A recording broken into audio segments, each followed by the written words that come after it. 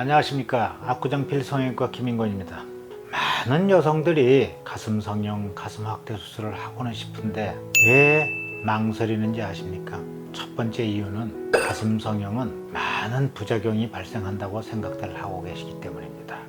그럼 어떠한 부작용 때문에 그렇게 걱정들 하시느냐?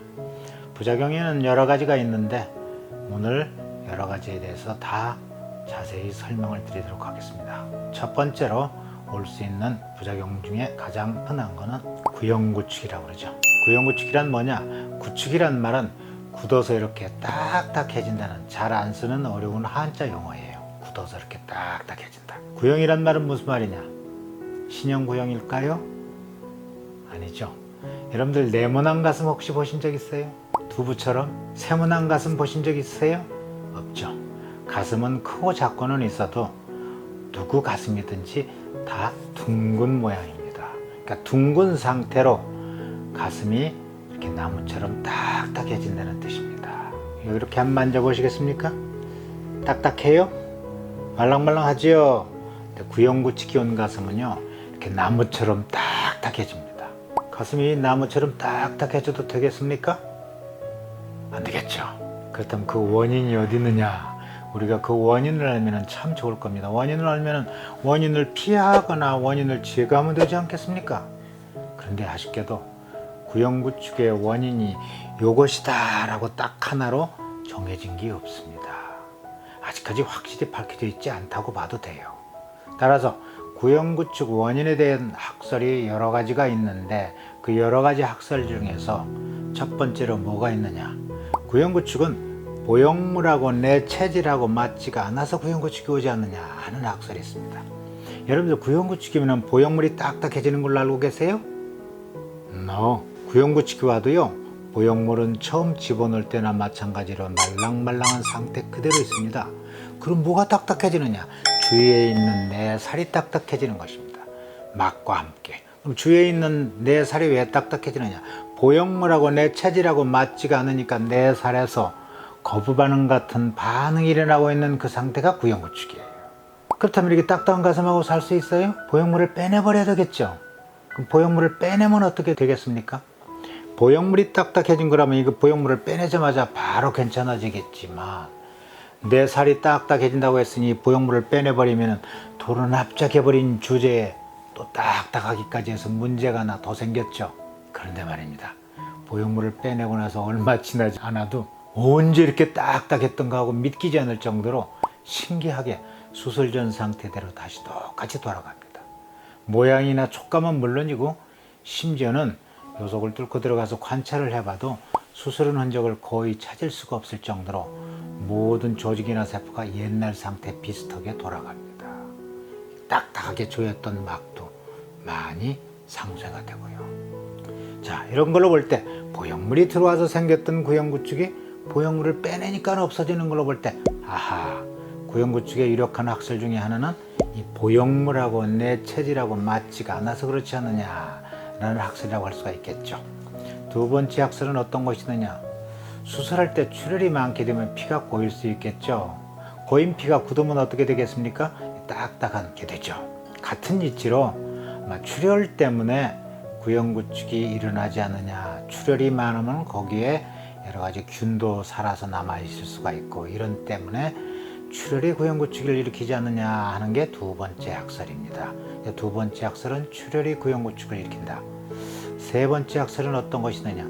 수술할 때 유방조직에 손상이 많으면 많을수록 구형구축의 확률이 엄청 증가한다고 보고가 되어 있습니다. 아직까지 그 원인은 확실치 않지만 아마도 여기 유방조직에 있는 유즙이나 또는 균이나 호르몬이나 이런 것들이 수술 부위로 나와서 구형구축을 일으키는 것이 아닌가 하는 학설이 세 번째 학설입니다. 즉 세 번째 학설을 요약하면 아마도 유방조직 손상 때문에 구형구축이 일어나는 것이 아닌가 하는 게 세 번째 학설입니다. 그 외에 네 번째 학설로서는 외부나 내부에서 어떤 균이 침입을 해서 이물 반응이나 염증 반응을 일으키기 때문에 구형구축이 일어나는 것이 아닌가 하는 게 네 번째 학설입니다. 그런데 말입니다. 네 가지 학설 중에 약곡가슴 성형술은 두 번째, 세 번째 학설하고는 아무런 상관이 없습니다. 왜냐고요? 배꼽 가슴 성형은 출혈이 거의 없어요. 출혈이 거의 없다란 말은 출혈이 있어봤자 서너 방울 이상 안 나온다는 뜻이에요. 수술하는 내내. 그런데 말입니다. 겨드랑이나 유륜이나 밑선으로 하는 경우에는 출혈이 많게 되면 피주머니를 반드시 차야 된다고 그러죠. 겨드랑이나 유륜이나 밑선으로 수술할 경우에 출혈이 많게 되면 수술이 끝날 즈음에 양옆에 생사를 찍고 이런 관을 삽입해서 피주머니를 차야 됩니다. 그런데 우리 배꼽 가슴 성형술은 출혈이 거의 없기 때문에 피주머니 찰 이유가 하나도 없죠. 전혀 차지 않습니다.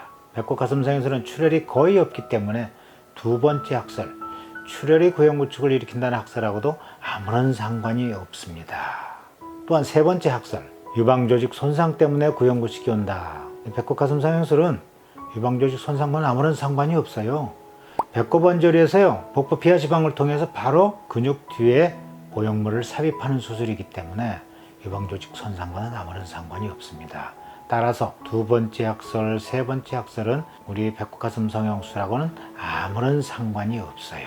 그 외에 배꼽 가슴 성형술은 주로 인체에 안전하고 유익하기까지 한 식염수 보형물을 사용하고 있습니다. 그래서 배꼽 가슴 성형술은 겨드랑이나 유륜이나 밑선으로 하는 코젤을 이용해서 하는 수술보다 훨씬 더 구형구축 확률이 낮지 않은가 하는 것은 제 연구 결과입니다.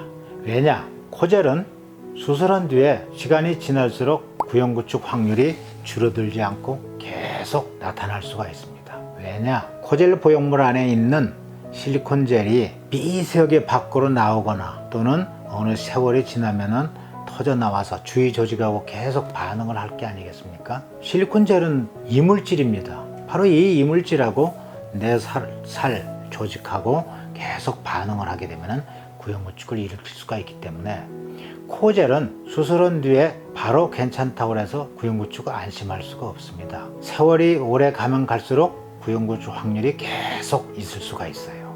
하지만 식염수 보형물은요, 수술하고서 짧으면 3개월, 길면 6개월 이내에 구형구축이 안 일어나면 앞으로도 영원히 일어나지 않습니다.